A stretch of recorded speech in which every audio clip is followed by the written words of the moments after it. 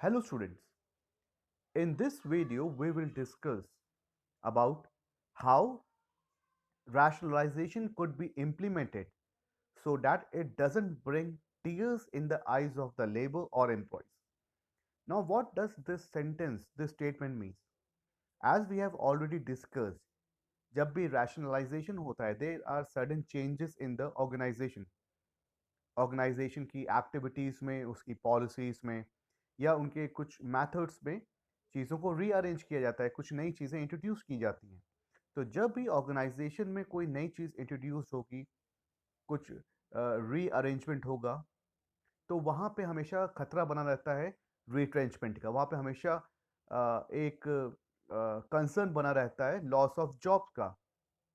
तो जो भी हमारे लेबर्स हैं ऑर्गेनाइजेशन में, जो अभी हमारे एम्प्लॉयज़ हैं, वो इसी वजह से इस चीज़ को रिट्रेंचमेंट के प्रोसेस को अपोज करते हैं, बिकॉज उनको लगता है कि अगर रिट्रेंचमेंट हो, अगर रैशनलाइजेशन होगा तो there will be a loss of job and that thing brings tears in their eyes.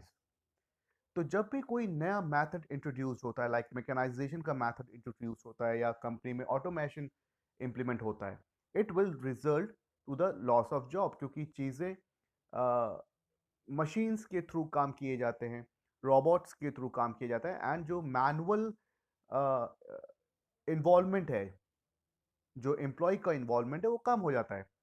So therefore unemployment is the major outcome of rationalisation.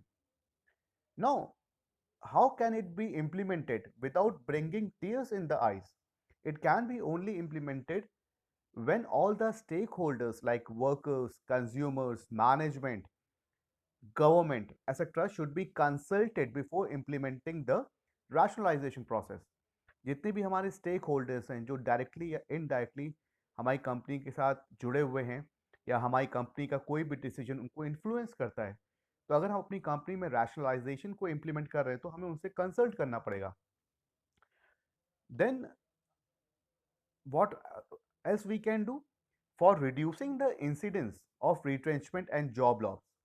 जो ऑर्गेनाइजेशन है उनको ऑल्टरनेटिव जॉब्स अपॉर्चुनिटीज भी प्रोवाइड करनी, ताकि अगर रैशनलाइजेशन की वजह से उस पर्टिकुलर ऑर्गेनाइजेशन से रिट्रेंचमेंट होता है या लोगों की नौकरी छूटती है, तो उनको कहीं और ईजिली उनकी सर्विसेज अवेल की जा सकें या उनको कहीं और फिट किया जा सके, उनको कहीं और एब्जॉर्व किया जा सके। इस तरीके से हम लोगों के जो ग्रीवियंसेस हैं, जो एम्प्लॉयज़ के ग्रीवियंसेस हैं, उनको हम कम कर सकते हैं। Then they should be an equal participation of the workers in the management. जो वर्कर्स हैं, जो डिसीजन मेकिंग होती है, उसमें वर्कर्स का इक्वल पार्टिसिपेशन होना चाहिए एंड इसकी वजह से उनकी जो लेवल ऑफ मोटिवेशन है दैट विल इंक्रीज, उनका मोरल इंक्रीज होगा। ये एक तरीका है जिसकी वजह से हम ये कह सकते हैं कि हाँ, रैशनलाइजेशन को हम इम्प्लीमेंट करते हैं and it will not bring tears in the eyes of the employees.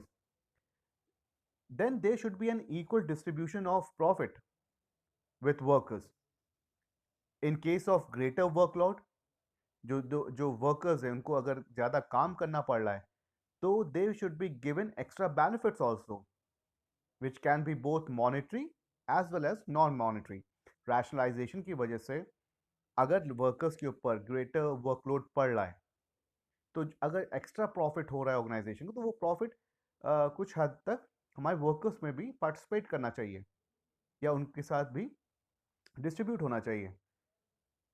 ये हम कह सकते हैं कि रैशनलाइजेशन का जो प्रोसेस है, it is a well thought of process, it is a research activity. कोई भी रैशनलाइजेशन का प्रोसेस बस ये सोच के इम्प्लीमेंट नहीं कर दिया जाता है कि हमें चीज़ों को रीअरेंज करना है या हमें कुछ चीज़ें इम्प्लीमेंट करनी है। दे should be a well thought of activity, they should be a proper research work. तो अगर हम रैशनलाइजेशन को अच्छे से समझ के कि क्या उसकी वाकई रिक्वायरमेंट है एंड जो हम उसको इम्प्लीमेंट करेंगे उससे कितने लोग अफेक्टेड होंगे एंड उस चीज़ को हम कैसे ओवरकम करेंगे, उनके ग्रीवेंसेस को कैसे हम सॉल्व करेंगे। अगर जो लोग इन्फ्लुएंस हो रहे हैं, अगर जो नेगेटिवली इन्फ्लुएंस हो रहे हैं, उनको हम कैसे उनके उनकी प्रॉब्लम को हम कैसे सॉल्व करेंगे। अगर ये सारी चीज़ें हम सोच के इस प्रोसेस को इम्प्लीमेंट करते हैं, तो it will give us the good results. Otherwise implementation of a rationalisation process totally is a failure. तो it is not a instant activity, it cannot be implemented at once, it should be a properly research activity.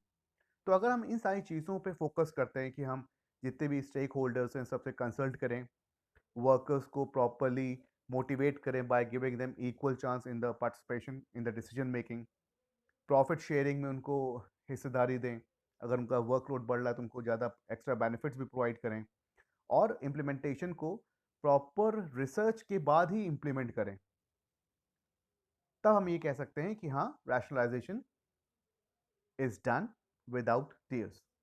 So this is all for this particular video. Thank you.